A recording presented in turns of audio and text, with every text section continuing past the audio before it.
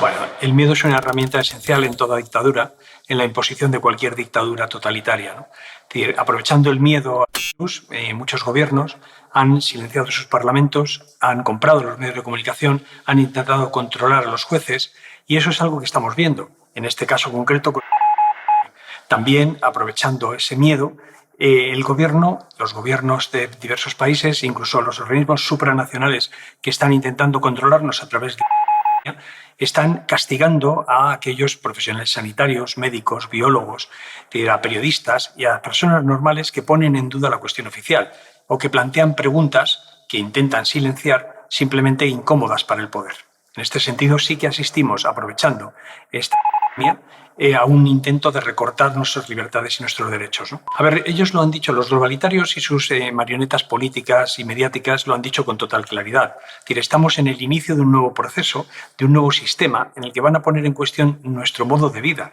No solamente nuestras libertades y nuestros derechos que están siendo recortados drásticamente a efectos de supuestamente proteger a la población. La realidad es que estamos asistiendo a un desmoronamiento de las democracias, a un debilitamiento de las sociedades y de los individuos en aras de esa supuesta salud, que realmente lo que oculta es un intento de imponernos un punto de vista distinto, imponernos una dictadura que va a afectar no solamente a las cuestiones sociales, políticas o económicas, sino también a las esferas más íntimas de nuestra vida, desde nuestros gustos alimenticios hasta las limitaciones a la libertad de movimientos. Todo ello en un panorama que claramente se promete muy oscuro, muy negro y muy nefasto para las libertades, los derechos y el propio futuro de las personas, ¿no?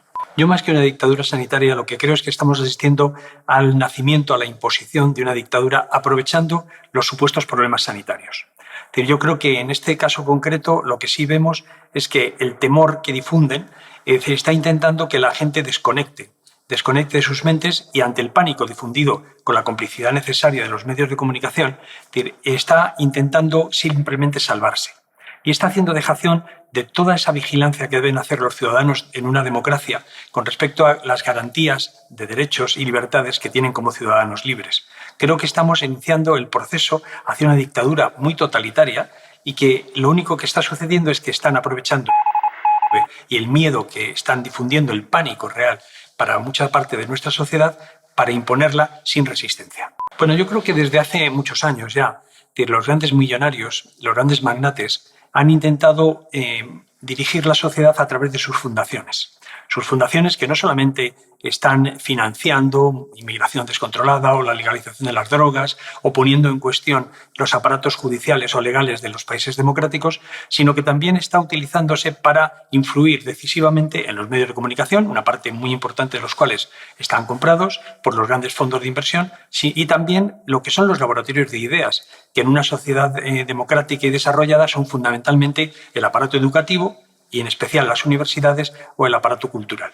En el caso de las universidades, la implicación de los grandes multimillonarios en la financiación de cátedras, de departamentos, de todas las universidades más importantes del mundo, ha puesto a su servicio una gran parte de ese caudal de inteligencia. Y en este sentido podemos decir que las grandes corporaciones, recordemos la Fundación Rockefeller, la Fundación Ford, la Rand Corporation, el Banco Mundial, la ONU, la UNESCO, toda una serie de grandes organizaciones han encontrado acomodo también en esa financiación junto a grandes universidades, Harvard, Oxford o similares, que están todos participando en la construcción de ese nuevo sistema de opresión, a cambio de jugosos beneficios, ¿no?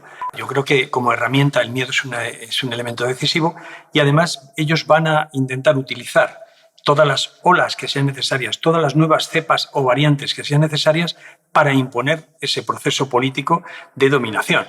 Porque no estamos asistiendo solo a una emergencia sanitaria. Es cierto que ha habido muertos, que ha habido enfermos, etcétera, etcétera. Estamos asistiendo a un proceso de transformación social.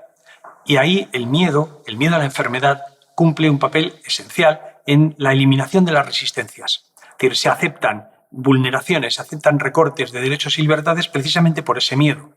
Y la protesta, el rechazo o la negativa a asumir esos recortes y esas de las libertades y de los derechos encuentra su acomodo precisamente en ese miedo. Ese miedo que se intenta difundir al conjunto de la sociedad y que está haciendo que la resistencia, que la protesta ante esos recortes sea muy pequeña. Hay países como el Reino Unido o como Francia o como Alemania donde sí ha habido una gran resistencia, donde además los gobiernos han tenido que retroceder en la imposición de medidas restrictivas de los derechos y las libertades, y en este sentido me parece que se marcan el camino a seguir. El camino a seguir es, lógicamente, la resistencia, porque no tiene nada que ver que haya una enfermedad que pueda afectarnos más o menos gravemente al conjunto de la población, con que la utilices precisamente para hacernos ceder en todos nuestros derechos y libertades duramente conquistados a lo largo de los siglos. Es decir, una democracia no tiene por qué perder su esencia precisamente porque hay una enfermedad, sino justamente desde el control que supone una sociedad democrática, unos medios de comunicación libres, unos jueces al margen de la lucha partidaria. Esa separación de poderes que es esencial a la democracia es también una parte esencial de lo que va a ser, de lo que debería ser el enfrentar exitosamente a una pandemia o cualquier otra crisis de cualquier tipo, climática, económica, social, de una sociedad que realmente no quiere renunciar a la libertad y a la democracia. A ver, yo creo que es indudable que, aprovechando esta situación, a pesar de que en un momento determinado como este empieza a haber nuevos elementos apocalípticos, hay que tener en cuenta que vivimos en una sociedad atenazada por el miedo. Nos han amenazado con el apocalipsis climático en los últimos años, nos han amenazado con diversas crisis ecológicas, económicas, sociales. Ahora nos amenazan con crisis y problemas de ciberseguridad. Todo ello en un entorno en el que realmente lo que nos están diciendo es: renuncie usted a su vida de ciudadano libre y haga simplemente caso a los gobiernos respectivos, a las autoridades y expertos que nadie ha elegido, y haga lo que siga la senda que se le marca. Eso es propio de una dictadura, eso es propio de esclavos y no de ciudadanos libres. Creo que estamos precisamente, cuando se habla de la nueva normalidad, lo que están diciendo es: no vamos a volver a las antiguas democracias, no vamos a volver a aquella situación en la que los ciudadanos podían elegir, podían moverse libremente, podían comprar o dejar de comprar, podían trabajar donde quisieran. Vamos hacia una situación en la que el poder te va a controlar hasta en las más íntimas esferas de tu vida, tus relaciones, tus gustos y a lo que te dediques. Creo que en esto estamos en una situación realmente peligrosa, en una situación que tenemos que enfrentar como lo que es, poniendo en duda el discurso oficial que dice que este es el único camino posible. Bueno, yo creo que afortunadamente no han conseguido doblegar a todas las fuerzas políticas y sociales, no han conseguido doblegar a todos los poderes. Y afortunadamente algunas fuerzas políticas, algunas fuerzas sociales y algunos jueces mantienen todavía la necesidad, y ven claro la necesidad de mantener los mínimos fundamentos de un Estado democrático para que se denomine como tal. En una sociedad democrática se caracteriza porque tienes partidos libres, porque tienes separación de poderes entre el gobierno y el poder judicial, por ejemplo, donde hay una prensa libre que no está comprada. Y todo eso son los elementos. La suma de todo eso es lo que hace un Estado democrático.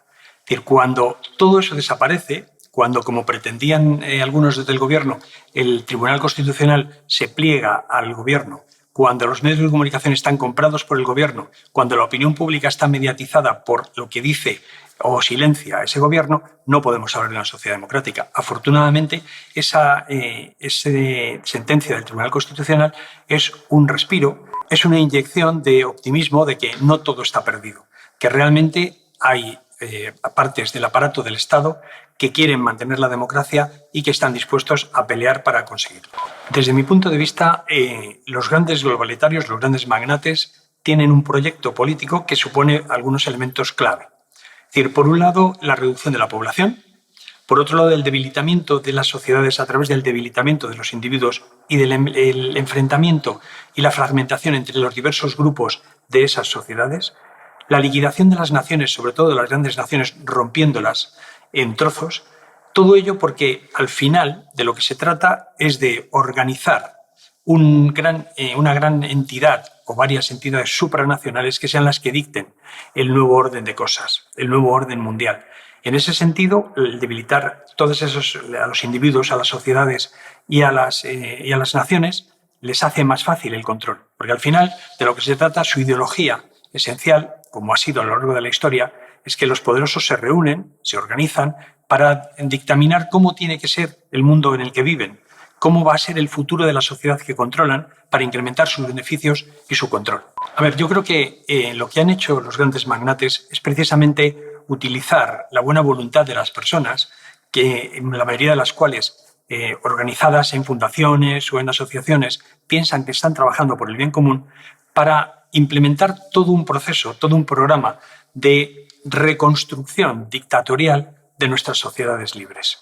Que yo creo que en ese proceso los grandes multimillonarios han utilizado precisamente una parte comprándolas, una parte de las fundaciones y una parte de las asociaciones que supuestamente favorecían a los más débiles, precisamente para introducir un discurso único y obligatorio que impone, por ejemplo, la inmigración descontrolada. El objetivo de la inmigración descontrolada es vaciar los países donde hay recursos naturales de la mano de obra que podría resistir la intromisión y la captación o el robo de esos productos, de esos recursos naturales, trasladarlos en viajes a veces brutales que les cuesta la vida a países de destino donde realmente no tienen nada que hacer más que construir guetos. Eso debilita el país de origen, les facilita a las grandes empresas el apropiarse de los recursos naturales de esos países y además crea dificultades, enfrentamientos y problemas en los países de destino, facilitando la reducción de las libertades y derechos, el enfrentamiento entre los grupos sociales en esas sociedades y al final controlando mucho mejor al conjunto de la sociedad porque está fragmentada, dividida y enfrentada. Soros es la cara más visible de un grupo de magnates que tiene clarísimo que quiere subvertir el orden actual porque el que proponen beneficia mucho más a sus intereses. Es a la cabeza de toda una gran cantidad de fundaciones, asociaciones y organizaciones generosamente financiadas y bajo el apelativo de sociedades abiertas como un objetivo, porque encubre mejor que cualquier otra denominación lo que pretenden realmente, lo que está haciendo es subvertir el orden democrático, controlar piezas esenciales del poder político, del poder mediático o del poder judicial, de tal manera que la resistencia de las sociedades donde se va a implantar el recorte de libertades y derechos encuentra más fácil acomodo. Yo creo que en este caso concreto, Soros y las miles de fundaciones y de organizaciones que a través de Open Society está controlando y financiando, están planteando un nuevo modelo de sociedad en el que las sociedades democráticas desarrolladas y libres se parten, se fraccionan, se fragmentan, impidiendo además que, por ejemplo, los hombres y las mujeres confíen unos en otros. Todo el asunto de la ideología de género, generosamente financiado e impulsado por estos grandes millonarios, tiene ese objetivo. En última instancia, al tener muchas más dificultades para formar parejas, tienes más problemas para reproducirte, con lo cual vamos al primero de sus objetivos, que es la reducción de población. Porque desde siempre los multimillonarios han pensado que había demasiados pobres en el mundo y esto es un buen método para reducirlo. En segundo lugar, enfrentando a esas poblaciones, lo que haces es que permites que ellos puedan manejar a su antojo con más facilidad, sin ninguna cortapisa. Si tu democracia es débil, si toda la sociedad está debilitada y enfrentada unos grupos con otros, tú puedes introducir ahí cuñas suficientes como para que no se resistan ante los designios que vienen desde la Comisión Europea o desde las Naciones Unidas o desde la Organización Mundial de la Salud. Esos organismos supranacionales que ellos controlan porque es más fácil controlar una Comisión Europea que 27 gobiernos diferentes. Y en este sentido, todo el proceso a través de lo que se denomina el filantrocapitalismo y las sociedades abiertas, las organizaciones de sociedad abierta que pretende Soros y sus amigos, justamente lo que están haciendo es cambiar nuestra sociedad hacia una sociedad mucho más autoritaria, mucho más controlada y que realmente ese control social, esa vigilancia permanente va a llegar hasta las esferas más íntimas de nuestra actividad y de nuestra vida. Bill Gates es una de las cabezas más conocidas de lo que se denomina el nuevo orden mundial. Es decir, no solamente controla la mayor organización filantrópica particular del mundo, sino que además su influencia llega a herramientas imprescindibles como las Naciones Unidas, como la Organización Mundial de la Salud, de los que es el principal accionista o el principal inversor. Es también un gran inversor, en este caso concreto, de los grandes laboratorios e instituciones farmacéuticas.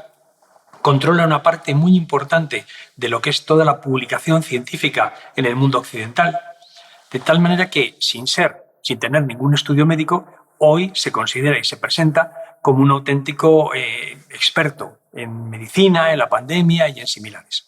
Hay otro aspecto también muy importante, es decir, ha pasado de ser un empresario sin escrúpulos que utilizaba cualquier medio legal o ilegal para eliminar a la competencia, lo cual le llevó ante los tribunales de competencia de la Unión Europea y de Estados Unidos con condenas millonarias, a convertirse prácticamente en el santo de la humanidad, en el gran benefactor de la salud de todo el planeta. Es decir, yo creo que él sigue con sus objetivos, uno de los cuales es claramente la reducción de la población, otro es también incrementar sus beneficios y en el caso concreto de todo lo que es el negocio de la salud ha visto incrementarse en un 1.200% sus inversiones en laboratorios farmacéuticos o en instituciones científicas, ¿no? A ver, él se ha construido, gracias a los medios de comunicación fundamentalmente comprados por él, los que ha invertido muchos millones, ha intentado presentarse como ese chico tan inteligente que en el garaje de su casa montó un imperio informático. La realidad es que, como muchos de los tecnólogos, de los grandes magnates de las tecnológicas, nace en una familia acomodada, en una familia muy acomodada incluso, porque su abuelo, cuando él nace en 1955, le da $1 millón, que en estos momentos sigue siendo una cantidad muy importante, pero en aquel era una cantidad astronómica. Su padre es un abogado muy importante de uno de los bufetes más importantes de la costa oeste de Estados Unidos, y su madre no era esa maestra que incluso en la enciclopedia británica recoge. Su madre era una alta directiva, es decir, llega a ser incluso directiva, presidenta de una de las grandes fundaciones filantrópicas de Estados Unidos, y además sus relaciones personales con algunos grandes directivos son las que permiten, por ejemplo, que una empresa pequeñita recién construida como era Microsoft logre firmar un acuerdo multimillonario con la gran gigante de la informática en aquel momento, que era IBM. Precisamente es su madre la que le facilita que puedan acceder a los directivos de IBM y que firmen un contrato que va a ser el inicio de la carrera meteórica de Microsoft como gran gigante de la informática. También su madre, su padre, tienen una relación estrecha con una de las grandes organizaciones eugenésicas de mejoramiento de la raza y de fomento del aborto en Estados Unidos, que es Planned Parenthood. Durante mucho tiempo, Bill y Melinda Gates decían o rechazaban, negaban que estuviesen financiando a Planned Parenthood, pero la realidad es que cuando se miran sus cuentas, la inversión en productos pro aborto, en organizaciones abortistas que intentan construir o llevar el aborto al conjunto de los países del mundo, se ve que los financian ellos. En este caso, Planned Parenthood surge del proceso en el que uno de las amigas del abuelo de Bill Gates y de sus padres va a construir una federación que fomenta el aborto, el control de la reproducción, porque, de nuevo, los grandes millonarios y algunos de sus intelectuales piensan que siempre hay demasiada gente en el mundo. Ellos no se ponen límites, pero quieren ponérselo a esos pobres que son sucios, que se reproducen en exceso y que no les hacen caso. Por eso, el aborto, estamos asistiendo ahora a un proceso en el que el aborto pretende convertirse en un derecho humano impulsado por estos grandes magnates en las Naciones Unidas o en la Comisión Europea para imponer el aborto como un derecho humano fundamental. Cuando claro, se da de bofetadas con la Carta de Derechos Humanos. ¿Cómo vas a introducir como un derecho fundamental el aborto, que es, a fin de cuentas, liquidar un hijo en el seno materno? Pero es que el mismo proceso están desarrollando también con la eutanasia. El proceso es, con el aborto los padres matan a los hijos, con la eutanasia los hijos matan a los padres. Es un proceso de reducción de la población, que es uno de sus grandes intereses. Pero además es que, en este caso concreto, ellos lo que están intentando es fomentar eso, encubriendo todo con bonitas palabras. Esto es un elemento también muy característico de los grandes millonarios, ¿no? Encubren sus objetivos en palabras bellísimas, en publicidad que realmente es engañosa, porque cuando hablan de derechos reproductivos, ellos no hablan de abortos, hablan de derechos reproductivos, de lo que están hablando en realidad es del aborto.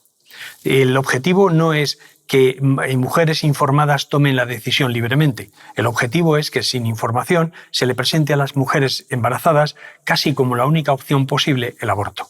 Y en ese sentido, hay toda una utilización rastrera de las palabras para mentir a la población para engañar sobre sus verdaderos objetivos y cómo los consiguen. Yo creo que Bill Gates es la cabeza visible de un grupo de grandes organizaciones que tienen detrás enormes millones y enormes millonarios, que lo que pretenden tienen un modelo de sociedad al que ellos están impulsando. Es decir, un modelo de sociedad en el que va a haber mucha menos población, lo han dicho con claridad, en el que además esa población va a tener mucha menos capacidad de hacer cosas, en el que dicen que vamos a tener incluso que renunciar a nuestras propiedades, a nuestra libertad de movimientos, que no vamos a comer carne y que seremos muy felices, que no tendremos nada, pero todo lo alquilaremos.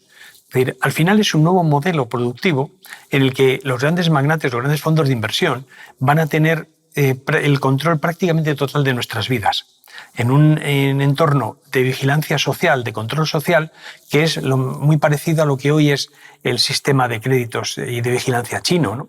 En el que vas a estar controlado 24 horas sobre 24 a través de tu móvil o de cualquier otro dispositivo. En este sentido, además, lo que está haciendo Bill Gates es no solamente financiar estudios al respecto en línea con el objetivo de todos estos multimillonarios, en lo que pretende ser una dictadura global. Esto no es nuevo. Los grandes poderosos, los magnates de todos los tiempos han intentado organizar y dirigir sin adversarios y sin protestas el mundo en el que vivían, las sociedades en las que vivían. Es decir, las dictaduras totalitarias no son nuevas. Lo que sí es nuevo es que gracias a la tecnología, gracias a los avances tecnológicos, hoy esa dictadura, ese deseo de dictadura, por su parte, puede alcanzar un nivel planetario. Es por eso por lo que yo les llamo globalitarios. Es decir, quieren instaurar a nivel global una dictadura totalitaria. Una dictadura totalitaria la que ya hemos visto, la Alemania nazi, la Rusia de Stalin. Es decir, todo esto con las nuevas tecnologías, con un control mucho más eficaz y sin necesidad de que la policía política controle a mano tus desplazamientos ni te tenga que seguir porque ya lo hace el móvil por ellos, ¿no? Yo creo que este es el panorama en el que ellos están pensando y están construyéndolo precisamente a través de decenas de reuniones, de cientos de organizaciones, de universidades y grupos de estudio que están haciendo esos análisis y que están haciendo esas proyecciones sobre cómo implementar, cómo poner en práctica todo este proyecto. La Organización Mundial de la Salud se supone que es el organismo a nivel global para prevenir enfermedades y colaborar en la mejor salud de la población. La realidad es que no es un organismo independiente, es un organismo financiado por organismos y por países e incluso por multimillonarios, de tal manera que, por ejemplo, el mayor inversor particular de la Organización Mundial de la Salud es Bill Gates. La Organización Mundial de la Salud, es decir, implementa toda una serie de políticas en función también, lógicamente, de quiénes son sus inversores y cuáles son sus intereses. No nos engañemos. Esto no es la Madre Teresa de Calcuta intentando hacer el bien a la humanidad y consiguiendo que todo el mundo sea sano. Hay todo un proceso, todo un proyecto de implementación de políticas concretas que benefician a determinados laboratorios, a determinadas instituciones, cuyos últimos accionistas, cuyos últimos beneficiarios en última instancia son esos grandes millonarios, esos grandes inversores que han invertido dinero. Por ejemplo, cuando Bill Gates es el mayor accionista, el mayor inversor o el mayor donante de la Organización Mundial de la Salud y al mismo tiempo es uno de los mayores accionistas de los laboratorios y al mismo tiempo es el impulsor en la ONU de la gran alianza mundial para poner al mundo entero, a mí me parece que hay un conflicto de intereses claro. Yo soy un accionista de unas compañías que estoy intentando introducir en organismos que las van a recomendar. Y efectivamente, Bill Gates en un momento determinado del año 2019 invierte una cantidad de dinero en un laboratorio que para organizar esa inversión, que le supone $50 millones en acciones, se convierte justamente con la aparición del en 128 millones. El valor de las acciones de esos laboratorios, él dona 50 millones, le dan 43 como recompensa en acciones, como agradecimiento por esa donación, y justamente esos millones de acciones se convierten unos meses después, ante la aparición del y como única terapia posible en nada menos que 128 millones de dólares. Bill Gates mismo dice que es la mejor inversión de su vida, la mejor que ha hecho. Precisamente, justo ahí parece que hay un conflicto de intereses claros y es así como el capitalismo filantrópico gana dinero diciendo que ayuda a los pobres del mundo. A ver, es que lo puedes encontrar en cualquier sitio. Es decir, es un tipo que muy relacionado con la dictadura etíope, es un tipo que tiene unas filiaciones políticas claras, es decir, estuvo muy relacionado con el crimen o con los crímenes de la guerra entre Etiopía y Eritrea, pero me parece que no. Aquí es simplemente el portavoz de Bill Gates en la televisión en nombre de la OMS, ¿no? A ver, yo creo que ellos no se reúnen en secreto. Es decir, lo que sí sucede es que sus reuniones no son públicas, que hay una sutil diferencia. Es decir, yo creo que muchas veces, y en este sentido Stulin hizo un gran trabajo descubriendo lo que era realmente el Club Bilderberg, al final es lo que han hecho siempre los poderosos. Es decir, se reúnen en cónclaves más o menos abiertos, más o menos conocidos, para intentar condicionar el desarrollo de las sociedades en las que ellos están manteniendo la inmensa cantidad de control posible, o la mayor cantidad de control posible. Es decir, cuando tú inicias eres multimillonario, tienes mucho más dinero del que te vas a gastar nunca. Es decir, ¿qué quieres? ¿Quieres incrementar tu poder? ¿Incrementar tus beneficios? Por supuesto. Es decir, eso es inherente al carácter humano. Pero además te gustaría organizar el mundo en el que vives. Y eso es lo que están haciendo, eso es lo que llevan haciendo desde hace muchos centenares de años, pero en concreto desde los años 50 del siglo pasado, esos grandes millonarios, especialmente del área anglosajona, lo que han hecho ha sido tender puentes, relacionarse con los elementos políticos, mediáticos, sociales, económicos, que podían tener algo que decir en el proyecto de esa nueva sociedad, en la construcción de esa nueva sociedad en función, en línea con los intereses de estos grandes magnates. Eso es el Club Bilderberg desde mi punto de vista. A ver, en 2010 la Fundación Rockefeller, como hace muy a menudo, junto con la Global Business Network, se reúnen para hacer uno de esos ensayos que hacen de proyecciones, en concreto sobre cómo va a ser el mundo y cómo mantener el mundo en desarrollo en los próximos 15 o 20 años.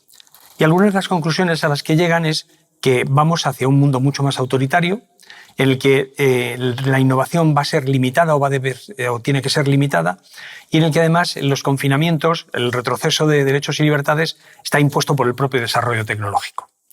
Claro, ¿quién está detrás de estos?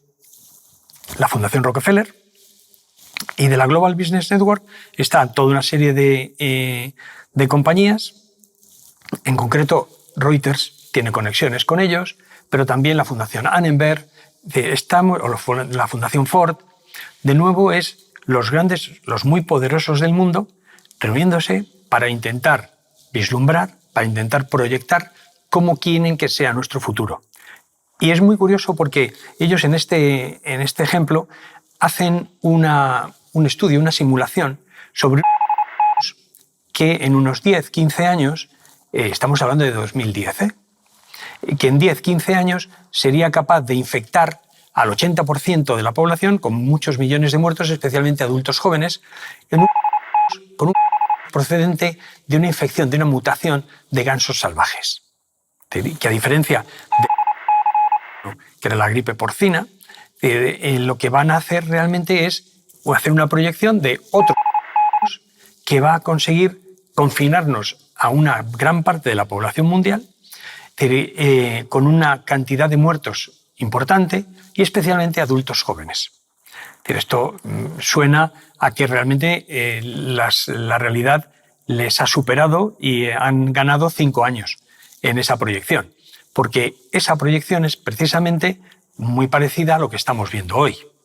En ese momento eran los gansos salvajes, supuestamente los animales inductores. Aquí nos han contado y su prima el murciélago, pero realmente no sabemos. Lo que sí que estamos casi seguros es que es de procedencia artificial y muy probablemente desarrollado y sacado a la luz voluntaria o involuntariamente, probablemente por China.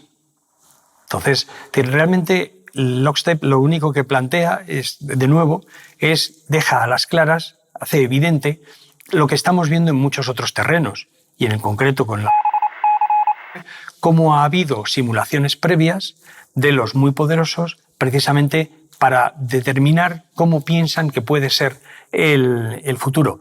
O, en el mejor de los casos, cómo ante determinadas contrariedades o complicaciones, incluso desastres, hay que actuar para mantener el mundo como ellos quieren que se mantenga. Yo creo que en todo proceso de transformación social es imprescindible el control de los medios de comunicación.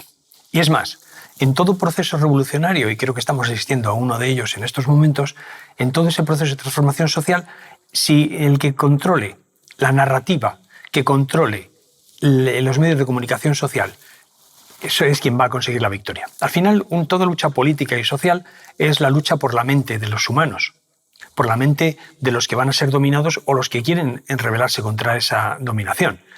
Y es lo que está sucediendo aquí. En el caso de los medios de comunicación, la difusión del pánico, de la difusión del miedo, el intentar controlar y confinar a la población, el hacer que acepte el recorte de sus derechos y libertades, no sería posible sin la complicidad necesaria de los medios de comunicación. Hay que tener en cuenta que el 70% aproximadamente de la información que circula en el mundo está en manos de 7 grandes compañías, que no solamente controlan la información, Time Warner o CNN o similares, sino también el entretenimiento, el aparato cultural y mediático está en sus manos, en esas 7 compañías, fundamentalmente norteamericanas, que logran llevar sus mensajes al conjunto del planeta. Con ese control tan absoluto, en el que las 3/4 partes de lo que nos llega está controlado por 7 grandes compañías, tenemos que dar todavía un paso más atrás, y es que un par, 3, 4 grandes fondos de inversión son los que controlan a todas esas 7 compañías. Es decir, que el control es todavía mucho más cercano al monopolio. Eso debería ser una exigencia para cualquier país democrático y para cualquier país que se precie de serlo, el descubrir quiénes son los verdaderos dueños de los medios de comunicación.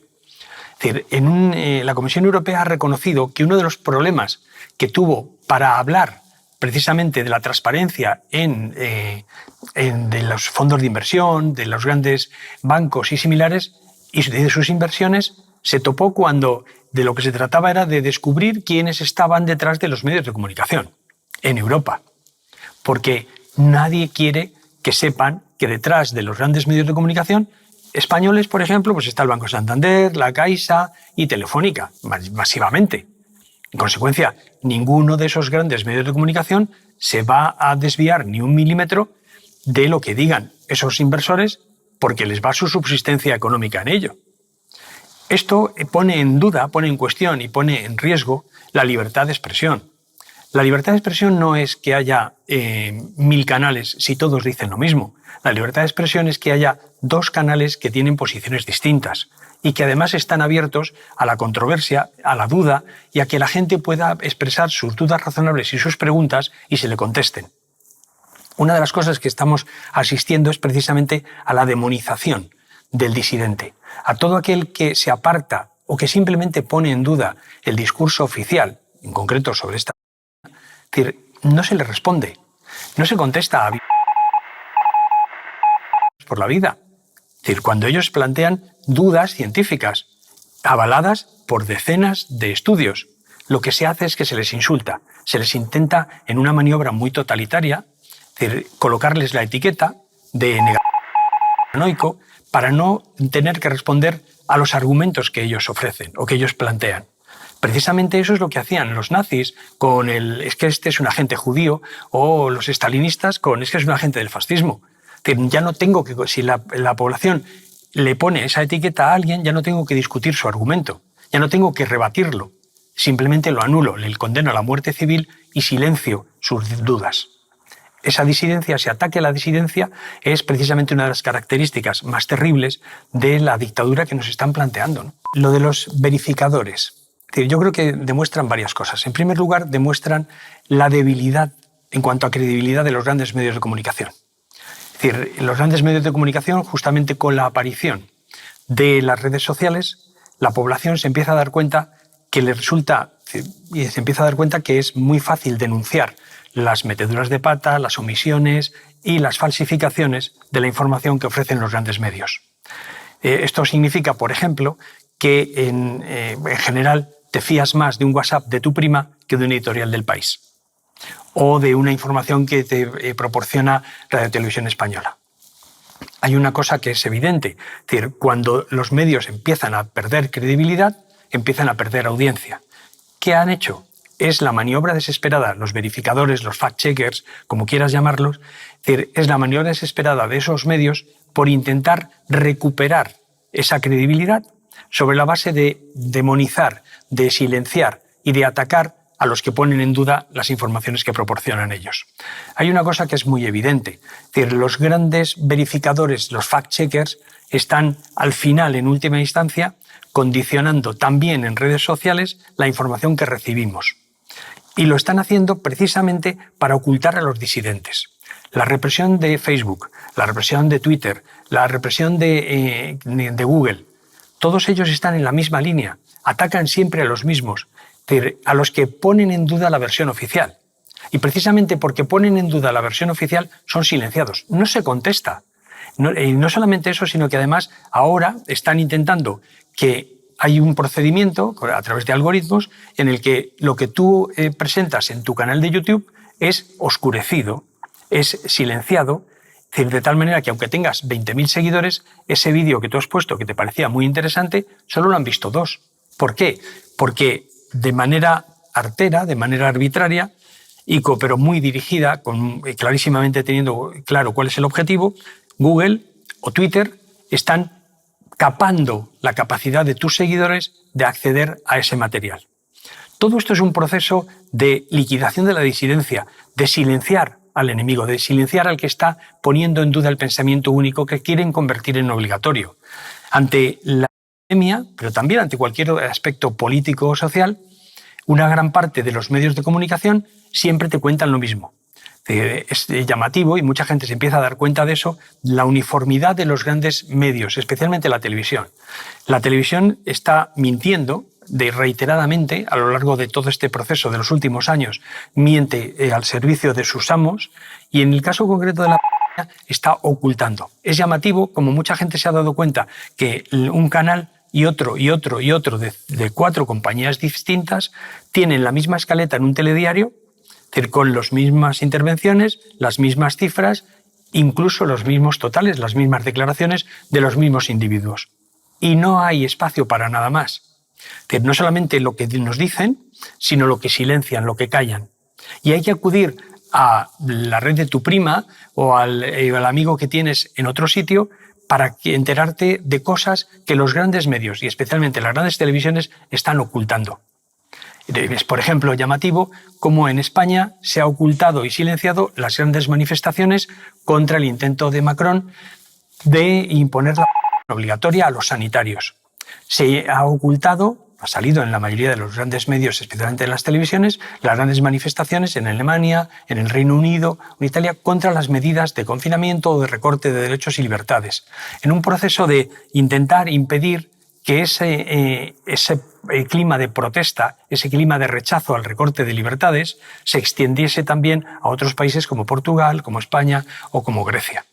Ese proceso de liquidación de la libertad es una parte consustancial de todo este proyecto en el que estamos inmersos. Es decir, hay una parte muy importante de todo este proceso en el que esos grandes medios afectados de falta de credibilidad, que efectivamente cada vez encuentran más dificultades para que toda la gente o para que mucha gente crea sus mensajes, a pesar de que todavía hay mucha gente que se lo cree, recurren a supuestamente expertos que de manera independiente van a dictaminar qué herramientas hay que utilizar para decidir qué es verdad y qué es mentira, qué es falso y qué no lo es. La práctica nos ha demostrado que esos expertos realmente no lo son y que aunque lo sean, están controlados por el dinero que reciben por ejercer esa experiencia, ¿no? Por tomar esas decisiones. En el caso de muchos de nuestros medios, Neutral, Maldita y alguno más, EFE, por ejemplo, al final se refieren a lo que ha organizado el llamado Poynter Institute, que es un organismo que está financiado por, de nuevo, los grandes globalitarios, los grandes millonarios, que han financiado su departamento, sus investigaciones, precisamente para construir unos mecanismos de verificación que silencian casi de manera automática, pero desde luego ubicua, de manera casi total, a los disidentes del pensamiento obligatorio en un momento determinado. Lo estamos viendo y además cómo no tienen ningún rubor. Es decir, recordemos cómo a los que decían hace unos meses que probablemente el virus de procedencia china, a los que decían que probablemente era un virus artificial, es decir, los calificaban de falso, noticia falsa, eliminado, no puedes acceder a este contenido porque esto es falso. ¿Cómo ahora realmente tendrían que hacer una petición de perdón a la opinión pública porque es ya prácticamente seguro que esto es un virus artificial y es prácticamente seguro que procede de China? No sé si voluntaria o involuntariamente liberado, pero es muy probable que aquel haya sido el epicentro. Y esto, como tantas otras cosas, como tantas otras supuestas mentiras, detectadas y calificadas como tal, que se han ido comprobando en el tiempo que no lo eran. Y sin embargo ahí están los fact-checkers, los verificadores, que son en realidad censores, y por eso subsisten, porque su objetivo fundamental, su trabajo fundamental es el control de la información y el intentar eliminar a todo aquel que ponga en duda la versión oficial. Es lo que pasaba con el Pravda. Es decir, el Pravda tenía no sé cuántos censores que se ocupaban de controlar la información que el partido y el gobierno de Stalin querían proporcionar a los miles de periódicos que en fábricas, ciudades y pueblos difundían lo mismo. Es decir, había miles de periódicos, pero todos decían lo mismo que el Pravda. Es exactamente lo que estamos asistiendo hoy. Es decir, tenemos no sé cuántos canales de televisión, pero todos dicen lo mismo. Eso no es democracia, eso no es libertad de expresión, eso es una dictadura totalitaria. El objetivo no es que que la verificación sea real. El objetivo es calificar de tal manera a una información como falsa que tú no puedas encontrar la fuente original porque está sepultada por docenas y docenas de supuestos medios, de supuestas notas y de supuestos verificadores que dicen que es falsa. Hay un ejemplo claro, ¿no? Es decir, toda la gente que pone en duda en la versión oficial de la pandemia, de China Brandolino, un montón de médicos y doctores de Chile, Argentina, Colombia, Estados Unidos, España, Alemania. Es decir, todos ellos que cuando tú les buscas te salen docenas de supuestos medios diciendo que todo lo que dice es mentira, pero no te permiten que llegues a la fuente original. ¿Realmente qué dice China Brandolino? ¿Realmente qué dice Robert Kennedy? Es decir, hay 17.000 que dicen no, esto es falso, esto es falso, esto es falso. Es decir, realmente no están verificando nada, están ocultando la verdad, están intentando que no puedas acceder a las fuentes reales. Ese es el objetivo. Por eso realmente no son verificadores, son censores. Son gente que está recortando, los que en los periódicos de los años 30 dejaban espacios en blanco o en negro, ocultando la información que no querían que llegase al público. Uno de los verificadores es Reuters, y resulta que Reuters supuestamente es una agencia de información, pero la realidad es que a lo que se dedica realmente es a ofrecer, es decir, el 10% de sus ingresos provienen de la información. El resto provienen de lo que es ofrecer análisis a inversores económicos. Es competencia de Bloomberg, por ejemplo. Y evidentemente, si tú sirves información a los grandes fondos de inversión, te debes a tus clientes. Y eso es lo que hace Reuters. Reuters, que además ha estado involucrada en numerosísimos problemas de verificación de información, de informaciones falsas. Cualquiera puede ver el Reuters Gate en Internet y sale una ristra de falsificaciones de la información. Es uno de los grandes referentes de estos verificadores. Francamente, podrían buscarse otros mejores, ¿no?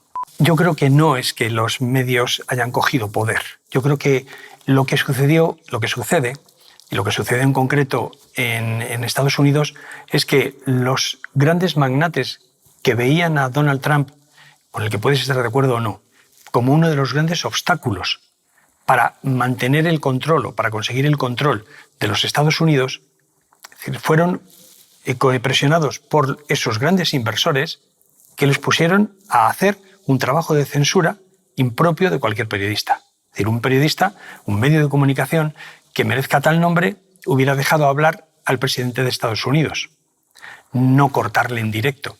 Le hubiera dejado hablar y luego hubiera rebatido todas y cada una de las supuestas mentiras que había dicho. ¿De qué se trataba? Se trataba precisamente de lo mismo que hacen los verificadores, de no permitir que el otro hable, porque el otro puede hablar y convencer a alguien. Se trata de silenciar. En una dictadura tú no permites que tu oponente, que el opositor pueda decir algo, que el disidente pueda expresarse. Lo que tienes que hacer es silenciarle. No porque tengas razón, sino porque posiblemente él la tiene. Entonces, algo que no habíamos visto nunca jamás, es decir, que unos medios de comunicación, todos los más importantes, se arrogasen el derecho de cortar en directo al presidente de Estados Unidos, es decir, era algo que va en contra de del propio papel del periodismo. Es decir, un periodista recoge las preguntas de la gente, las traslada a quien puede contestarlas y expone las diversas opiniones si las hay. Censurarlo es lo que hicieron. Igual que hacen los verificadores están censurando. No quieren que tú escuches a otras personas, no quieren que escuches al disidente, al que plantea dudas a la versión oficial, porque precisamente la versión oficial está cogida tan con pinzas que no puede entrar, no puede haber una duda al respecto. Y por eso lo mejor es silenciarlos. Yo creo que la difusión del miedo es una herramienta esencial para instalar una dictadura. Yo creo que además aquí, en este caso concreto, aprovechando se está intentando hacer que veas a los vecinos, a los familiares, a los jóvenes que pasan por la calle, a la gente con la que te cruzas, como enemigos potenciales que pueden infectarte, que pueden matarte. ¿Por qué? Porque eso difunde el miedo y además impide que tú te reúnas con todos aquellos que pueden poner en duda. ¿Por qué intentan impedir reuniones de más de 2 personas o de 10 personas en Australia hoy? Porque precisamente cuanta más gente se una, cuanta más gente intercambie opiniones al margen de los canales oficiales, más posibilidades hay de que surja la duda, de que surja la disidencia, de que surja la resistencia y se organice. Porque estamos en un proceso en el que realmente los poderosos quieren cambiar nuestro mundo y la resistencia, la gente que no se cree lo que nos están contando o no se lo cree por completo, son los únicos que pueden poner en peligro ese proyecto. Yo creo que es más la construcción interesada de un enemigo público, del enemigo público como, de nuevo, es decir, como las dictaduras totalitarias. Este es un agente del imperialismo, es un agente del fascismo, es un agente judío, de tal manera que la población rechace a priori a ese elemento discordante e impida que su mensaje les llegue. Y creo que es mucho más eso. Es decir, no es una cuestión simplemente hegeliana, es decir, de acción-reacción, es decir, es construcción del enemigo del pueblo. Está mucho más cerca del teatro de Ibsen, de cómo esa persona a la que se le califica de enemigo del pueblo, se le estigmatiza, se le incapacita para tener canal de comunicación real con el conjunto de la población, es eliminado. Y eso le hace precisamente más fácil la eliminación. A ver, yo creo que es evidente que se ha abandonado, no sé por qué, y habría que preguntarse por qué se ha abandonado la búsqueda de tratamientos alternativos para curar la enfermedad. Parece que la única solución posible es la vacunación obligatoria de todo hijo de vecino. Y además una que se nos dice primero que inmuniza y para luego decirnos que el vacunado puede ser contagiado y puede contagiar, que puede incluso enfermar y puede incluso morir. Pero al mismo tiempo también, por ejemplo, se está utilizando una terminología que es directamente falsa o poco realista. Es decir, se nos cuentan como contagiados los que dan positivo en un PCR. Surgen así las figuras estrambóticas como un contagiado asintomático. Y, oiga, este señor no tiene ni la enfermedad, ha dado positivo en una prueba, en un PCR, cuyo autor, cuyo propio creador, dice que no es un elemento fiable. ¿De qué estamos hablando? Es decir, estamos hablando de como la única solución posible. O el aislamiento, el confinamiento. Todo esto son elementos realmente a tener muy en cuenta y a ser muy críticos con ellos. Es decir, intentan aislarnos unos a otros o unos de otros, precisamente cuando el contacto humano, es decir, el relacionarnos, el sentirte querido o querer, son cosas que nos incrementan nuestro sistema inmunitario. Nos prohibieron salir a la calle cuando el sol, la vitamina D es esencial en cualquier proceso. Intentan que nadie se contagie, todos metiditos en una bolsa de plástico, cuando realmente se está diciendo que la vacuna es la única solución posible, impidiendo que una parte muy importante de la población se inmunice con el propio desarrollo humano. Por primera vez en la historia se ha confinado a los sanos. Por primera vez en la historia se intenta aislar a unos individuos de otros, no solamente a los enfermos, sino a unos individuos de otros, incluso a los no enfermos, a pesar de que sabemos que el aislamiento mata, debilita el sistema inmunitario y termina matando. Todo esto se ha ocultado. Además, hay tratamientos que han sido desarrollados, que han sido utilizados en diversos países como alternativa a los que ya había y, desde luego, como alternativa a la vacuna. Y son prohibidos o se les denomina conspiraciones o falsificaciones o cosas que van a matarte. Yo creo que todo esto hay todo un proceso de ocultamiento de la verdad, porque esto entra en contradicción con ese proyecto en el que se quiere difundir el miedo y paralizarnos con el miedo. A ver, yo creo que es un chantaje claro, porque la población lo que no puede hacer es aceptar recortes de libertades, de derechos, del derecho a ver a tu familia o del derecho a moverte, porque es un derecho fundamental de cualquier constitución democrática, por una supuesta... si no te has vacunado, si no quiero vacunar, yo tengo el derecho, lógicamente, reconocido en los derechos humanos precisamente, a decidir qué tratamiento médico sigo. En estos momentos lo que parece es que nos acercamos mucho más a la estrella amarilla de los judíos, o al calificativo de este señor no puede pasar sin haberse vacunado, a hacer una vida normal. Lo siguiente, que es campos de concentración de los... Luego, los incentivos que están proporcionando es precisamente porque hay muchos países donde la gente tiene muy claro que es libre de decidir si se vacuna o no, que no va a aceptar recortes ni retrocesos en sus libertades, y precisamente esos incentivos son para intentar reducir la bolsa enorme de no. En Estados Unidos se calcula que aproximadamente más del 60% de la población no se... Entonces le tengo que ofrecer un concurso de $1 millón o unas bolsas de patatas fritas o un viaje a Cuba o a donde sea para que se... Precisamente porque quiero que todo el mundo se... Punto 2. ¿Por qué hay ese interés en ofrecer la vacuna como única alternativa posible al futuro tras la vacuna? Los vacunados con secuelas ponen en duda la versión oficial. Y yo creo que frente a los medios oficiales están sufriendo una especie de síndrome de Estocolmo. Porque claro, la versión oficial que dice que las vacunas son seguras, eficaces y que no vas a tener ningún problema, se pone en duda, se cae por su propio peso justamente cuando tú te has vacunado, tienes la pauta completa y terminas infectado, terminas en el hospital o terminas en la UCI. Yo creo que además, en este sentido, una de las cosas que hay que poner en duda es que precisamente los mismos que querían liquidarnos, que nos han dicho múltiples veces o que nos han engañado miles de veces, como muchos de nuestros gobiernos, nos digan que ahora la única solución posible, la única opción posible para recuperar una nueva normalidad que por otro lado están negando, es precisamente vacunarnos a toda costa. Bajo cualquier condición, en cualquier circunstancia, que yo creo que por lo menos, como nos han engañado tantas veces, tenemos que sospechar, tenemos que poner en duda sus palabras y desde luego a mí me cuesta creer que lo hagan por nuestro bien. Yo creo que los medios de comunicación están de nuevo mintiendo, ocultando una parte importante de la realidad, cuando dicen, por ejemplo, que las vacunas son seguras, están probadas y que son unas vacunas, realmente las llaman vacunas, aunque no son vacunas de las conocidas al uso, simplemente es un nombre, una denominación muy aceptada y por eso la están utilizando, pero son novedosas, experimentos génicos novedosos. Hay una cuestión que es muy importante y que los medios de comunicación no están diciendo o están silenciando en una gran parte.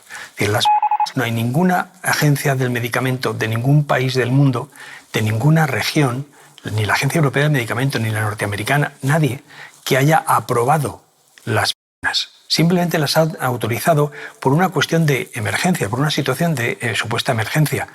La aprobación supone que precisamente, o la falta de aprobación supone que no se han hecho las pruebas necesarias como para que la Agencia del Medicamento de España, de la Unión Europea o de Estados Unidos consideren que ese es un producto seguro y eficaz. Y en este sentido hay que ponerlo en cuarentena porque no están aprobadas, están simplemente autorizadas. Esa diferencia es esencial. Y esa diferencia además es esencial y hay que tener muy en cuenta cuando además en los contratos las compañías farmacéuticas han conseguido que se les exonere de cualquier petición o reclamación con respecto a los supuestos efectos secundarios. Esto no ha sucedido nunca y desde luego que los gobiernos hayan aceptado esas condiciones onerosas que además nos han costado un ojo de la cara dice muy poco de nuestros políticos. Precisamente uno de los grandes fundadores también de los grandes socios de Pointer como toda esa red de verificadores censores es Facebook, igual que Google News, ¿no? Además de otras entidades, fundaciones muy ligadas a todo el desarrollo globalitario. Es evidente que Fauci y otros supuestos expertos, Fauci como gran experto de la Casa Blanca y de los Estados Unidos, ocultaron intencionadamente durante mucho tiempo el origen artificial y el origen chino. Y creo que además eso tiene que hacernos poner en cuestión todas las afirmaciones de esos expertos, con Fauci a la cabeza, sobre lo que tiene que ser el desarrollo futuro o el avance que podamos conseguir con respecto a la enfermedad. Yo creo que el que funcionemos como un rebaño tiene que acabar. Tenemos que sembrar la duda sobre las mentiras por muchos medios oficiales, por muchos medios de comunicación que nos la repitan. Lo que es verdad, lo que es mentira, y tenemos que poner en duda sistemáticamente lo que nos dicen unos medios de comunicación directamente vinculados a intereses comerciales, políticos o económicos que desde luego no son los nuestros. Esto no es nuevo porque ya nos había sucedido antes. Esto es como volver a un modelo parecido a las dictaduras totalitarias de los años 30. Entonces, como ahora, la voluntad de los hombres libres es invencible, porque precisamente la libertad es una condición indispensable para la innovación. Y cuando tú paras, cuando tú frenas un país o una sociedad, intentas arrojarla, intentas controlarla, intentas esposarla, lo que realmente pasa es que se acaba la innovación y la sociedad muere. Precisamente la voluntad de los que se resisten a que esa sociedad muera, a perder esos derechos y libertades, son los que van a impedir que eso suceda, son los que van a conseguir la victoria, porque la victoria es invencible en cualquier caso, como lo demostraron los estalinistas o los nazis, ¿no? A ver, yo creo que es evidente que los poderosos, tanto a nivel económico como político, quieren incrementar su poder precisamente político y económico, y que además una gran parte de ellos encuentran en la dictadura un objetivo mucho más deseable que la democracia, porque la democracia tienes que dar explicaciones. Muchos gobiernos, especialmente el de España, pero también el de Chile o el de Argentina o el de México, incluso el gobierno de Estados Unidos o de Alemania, se encuentran con que es más fácil suspender toda una serie de garantías que dar explicaciones de todas las decisiones que toman.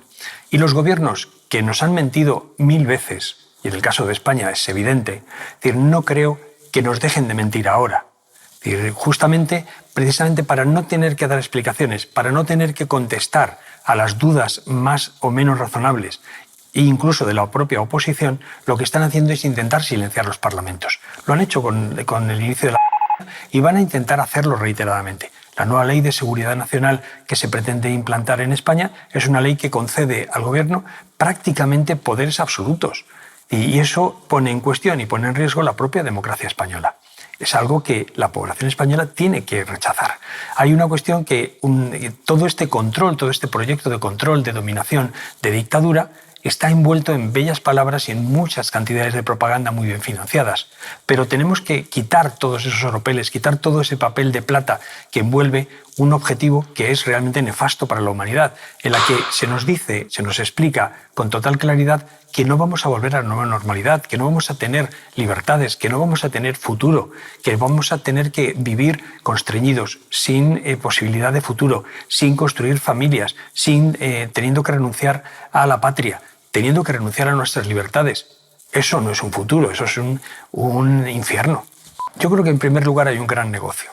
Con todo esto lo que hay es el negocio multimillonario de imponer un producto a la inmensa mayoría de la población mundial.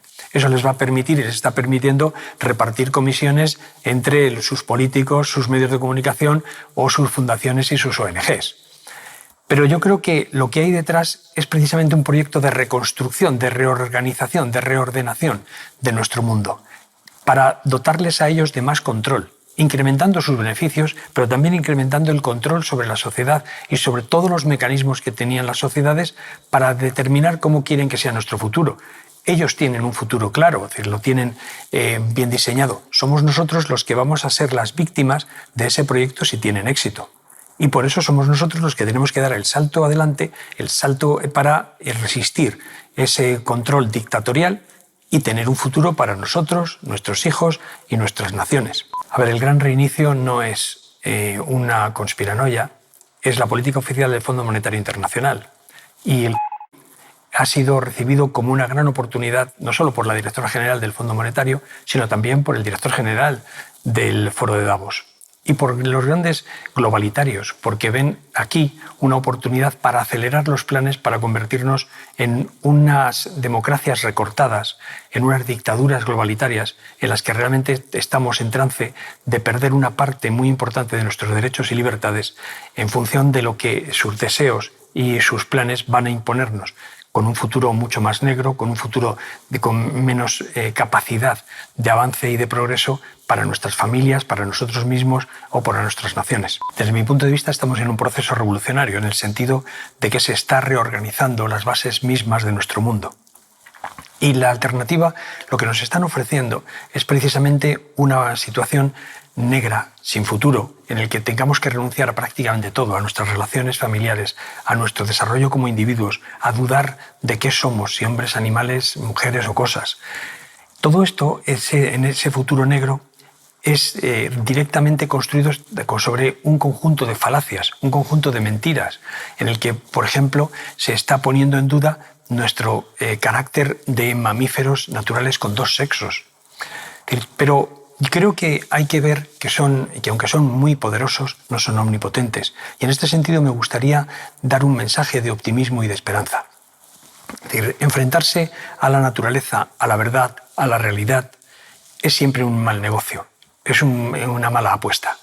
Yo creo que en general los hombres aman a las mujeres aman a los hombres, quieren construir familias dentro de unas naciones donde haya un futuro de progreso, de libertad, y todo eso se enfrenta con este designio de los globalitarios y en consecuencia está condenado al fracaso. Somos capaces de resistir, lo hemos demostrado a lo largo de toda la historia de la humanidad. Somos capaces de colaborar porque realmente la historia de la humanidad es la historia de la colaboración, en especial entre hombres y mujeres, entre esas parejas que forman las familias que son la base de la sociedad humana. Somos capaces hoy día de pelear por esa familia, de pelear por nuestra patria, para permitir o para impedir que la patria sea cercenada, que sea dividida y fragmentada, que nos tengamos que enfrentar en situaciones de guerra civil o de enfrentamiento civil dentro de nuestras fronteras.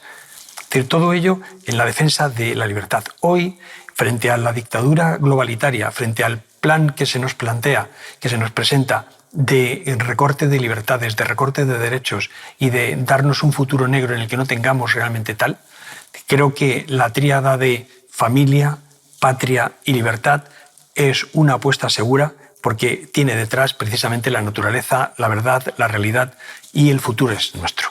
La realidad es que la inmensa mayoría de la humanidad pretende, como ha pretendido siempre, tener un futuro mucho más brillante, mucho más libre. Tiene en este sentido enfrentarse a la realidad, enfrentarse a la naturaleza, enfrentarse a la libertad es un mal negocio. Por eso los que apostamos por defender nuestras familias, por impulsar y desarrollar nuestras naciones y por defender las libertades y derechos que tenemos, estamos condenados a la victoria. Y ellos, porque se enfrentan a la realidad, porque se enfrentan a la naturaleza, porque se enfrentan y lo que nos proponen es simplemente una muerte civil, están condenados a la derrota.